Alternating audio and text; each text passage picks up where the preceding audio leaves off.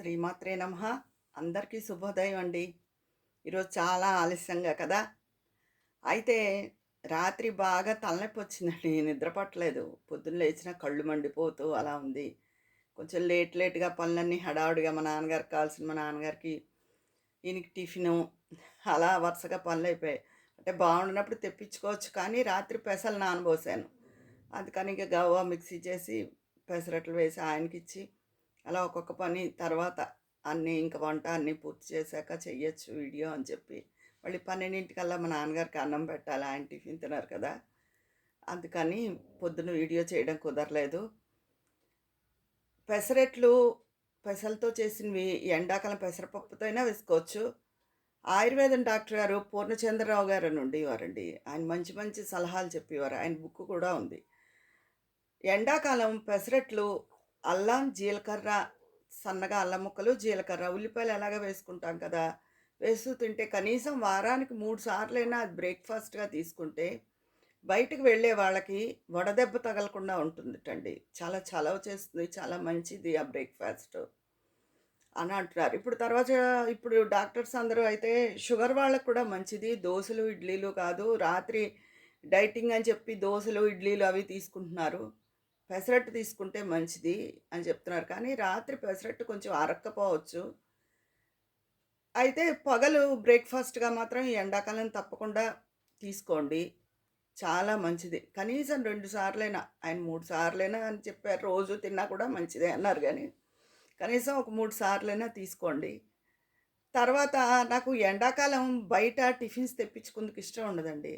అంటే అవి మన హెల్త్‌కేదో మంచిది కాదు అలా అని చెప్పి కాదు. హెల్త్‌కి ఆయిల్స్ అవి ఎలాగా కాదు అయినా తింటూనే ఉంటాం. ఆ విషయం పక్కన పెడితే నాకేమనిపిస్తుందంటే, మనం స్టవ్ దగ్గర నుంచుని ఒక నలుగురికి టిఫిన్ వేసేటప్పటికే దోసలు గానీ, పెసరట్లు ఏవైనా వేసేటప్పటికే మనం ఒక చెమటలు కారిపోయి ఎండాకాలంలో బాబోయ్! అన్నట్టు అయిపోతాం. అలాంటిది హోటల్ వాళ్ళకి లాభాలొస్తాయి నిజమే. కానీ ఆ వంట వాళ్ళు అంతంత పెద్ద వాటిల దగ్గర పొయ్యల దగ్గర, స్టవ్వుల దగ్గర అంతంత పెద్ద మంటల దగ్గర వాళ్ళకుండి అలా ఒకళ్ళ తర్వాత వన్ బై వన్ ఇప్పుడు హోటల్స్‌లో చాలామంది పెరిగిపోయారు కదండీ! బాగా అందరూ హోటల్స్‌వే తింటున్నారు.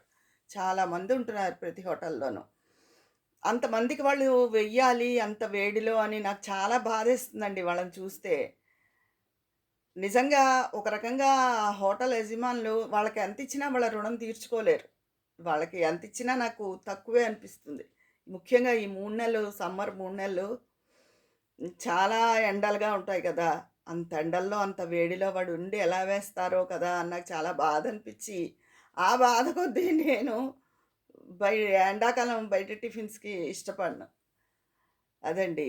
తర్వాత ఈరోజు ఒక విషయం చెప్తున్నాను మీకు. ఇది ఎవరికి సంబంధించింది కాదు. ఎవరింట్లో విషయం కాదు. అలా అని కాదు. మనుషుల్లో సంస్కారం తక్కువైపోతోందండి. ఈ యూట్యూబులు వచ్చాక రకరకాల ఛానల్స్‌లో రకరకాల జనాల్ని ఇంటర్వ్యూలు చేయడం, పాత విషయాలు తెలుసుకోవడం, ఇష్టం వచ్చినట్టు కామెంట్ చేయడం. నాకు ముఖ్యంగా ఎక్కువ బాధ కలిగించింది స్వర్గీయ నందమూరి తారక రామారావు గారు ఉన్నారు కదండీ! అప్పటి జనరేషన్ నుంచి ఆయన సెంటినరీ కూడా మొన్న జరిగింది. 100 ఏళ్ళు పూర్తయినా ఇప్పటి వరకు కూడా పాత సినిమాలొచ్చినప్పుడు పౌరాణికానివి మనం చూపిస్తే ఇప్పటి పిల్లల వరకు అందరికీ ఆయన తెలుసు. సీనియర్ ఎన్టీఆర్ గారు. ఆయన ఫుడ్ గురించి ఇప్పుడు ప్రతి వాళ్ళు ఇంటర్వ్యూయే. ఆయన ఇంత తినేవారట కదా! 4కి లేచి కోళ్ళు తినేవారట కదా! ఇన్ని మిరపకాయ బజ్జీలు తినేవారట కదా! అన్ని సోడాలు, అన్ని డ్రింకులు తాగేసేవారట కదా! ఇన్ని లడ్డూలు తినేసేవారట కదా! నాటుకోళ్ళు తినేవారా? మామూలు కోళ్ళు తినేవారా? అలా తినేవారా? ఇలా తినేవారా? ఇవేనండి అసలు. ఏమన్నా బుద్ధుందా లేదా అసలు అడిగేవాళ్ళకి, చెప్పేవాళ్ళకి కూడాను. ఆయన పోయారు. పోయే దగ్గర దగ్గర మళ్ళీ సంవత్సరానికి 30 ఏళ్ళు. ఒక పోయిన మనిషి గురించి, ఆయన తిండి గురించి వీధిలో పెడతారా? అసలు వాళ్ళ కుటుంబ సభ్యులు ఎవరైనా ఖండిస్తే బావుండు ఈ విషయాన్ని అని కోరుకుంటున్నాను నేను. అదేమన్నా బావుందా? అసలు పోయిన వాళ్ళ గురించి వాళ్ళలో మనకి నచ్చిన, నచ్చని ఉన్నా కూడా ఇంక పోయిన వాళ్ళ గురించి మాట్లాడుకోకూడదండి. వాళ్ళలో ఏదైనా నచ్చని విషయం ఉన్నా, వాళ్ళు ఉన్నప్పుడే మనం చెప్పగలగాలి ధైర్యంగా.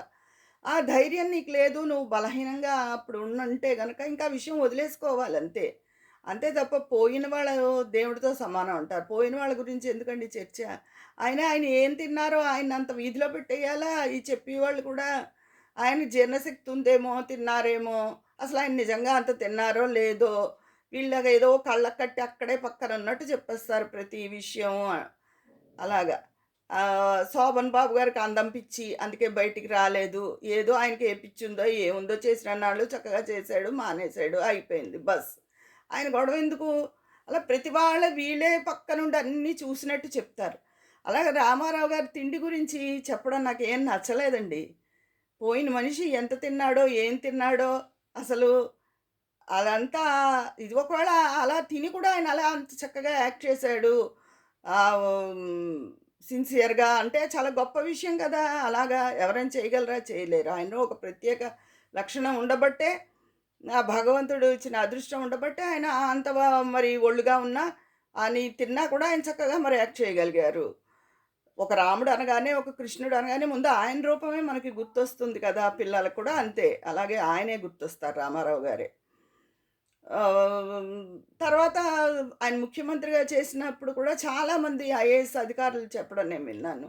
ఎంతోమంది ఆయనంత నిజాయితీ గల ముఖ్యమంత్రిని ఎవ్వరిని చూడలేదు అని చెప్పారు అందరూ.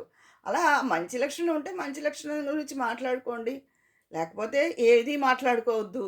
అంతేగాని పోయిన మనిషి తిండి గురించి ఎందుకండి? ఈ మధ్య అస్తమానం అదే యూట్యూబ్ తెరిస్తే చాలు. ఆయన రెండేసి కోళ్ళు తినేసేవారట తెల్లారుజామున 4కే తారకంగా వండిపెట్టి ఇవారట. ఇంకా అని ఏమిటేమిటో పోయిన మనిషి తిండి గురించి ఇంత చర్చ ఏంటండి? ఏదైనా ఒక మనం మాట మాట్లాడామంటే, నీకు మాట్లాడడం రాతే నోరు మూసి కూర్చో. లేదు ఆ మాట సంస్కారపూరితంగా ఉండాలి. అంతేగాని అలా ఇష్టం వచ్చినట్టు ఎదుటి వాళ్ళ తిండి గురించి, వాటి గురించి ఏంటి అడిగే వాళ్ళకి ప్రశ్నలు అడిగే వాళ్ళకి బుద్ధి ఉండట్లేదు. చెప్పే వాళ్ళకి అంతకన్నా ఉండడం లేదు. అది చాలా తప్పు, సంస్కార రహితమైన విషయం. చెప్తున్నాను కదా! వాళ్ళ కుటుంబ సభ్యులు ఏమైనా ఇలాంటివి ఖండించి ఆ ఛానల్స్ మీద రిపోర్ట్ ఇస్తే బావుండని నేను అనుకుంటున్నాను. తప్పు అలాగా అది చాలా తప్పండి. ఆయన ఎంత తిండి తిన్నాడో, ఇప్పుడు 100 ఏళ్ళు నిండిపోయిన మనిషి జీవితం మీద ఆయన తిండి గురించి ఎంత చర్చ. అలా ఆయన్ని వీధిలోకి లాగొచ్చా? అంత పెద్ద మనిషిని ఆయన్ని. చాలా తప్పది. అలా మాట్లాడకూడదు. నాకస్సలైతే అలా నచ్చదండి. నచ్చలేదు, నచ్చదు కూడా. అది. నేను ఈరోజు చెప్పిందేంటి, మీరు కూడా తప్పకుండా చక్కగా పెసలు నానబెట్టుకొని తరచూ ఎక్కువ మీ బ్రేక్‌ఫాస్ట్‌లో పెసరట్టు ఈ ఎండాకాలం అంతా చేసుకోండి. వారానికి 2, 3 రోజులైనా పెసరట్టు తినండి. రోజు తిన్నా కూడా మంచిదే. తర్వాత ఇడ్లీ, దోస కన్నా పెసరట్టే ఎక్కువ మంచిదని చెప్తున్నారు.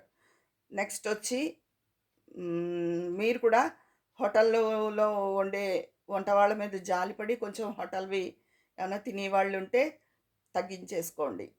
ఈ ఎండల్లో పాపం వాళ్ళు ఎక్కువ కష్టపడతారని. థర్డొచ్చి చనిపోయిన వాళ్ళ గురించి అక్కర్లేని మాటలు మాట్లాడకూడదు. ఇవండి ఈరోజు నేను చెప్పదలుచుకున్న విషయాలు. మీకు నచ్చితే మీ అభిప్రాయాలు కామెంట్ బాక్స్‌లో తెలియచేయండి. అక్కడ మాట్లాడుకుందామా మరి? ఉంటాను. మీ స్నేహితురాలు విజయ పన్నాల.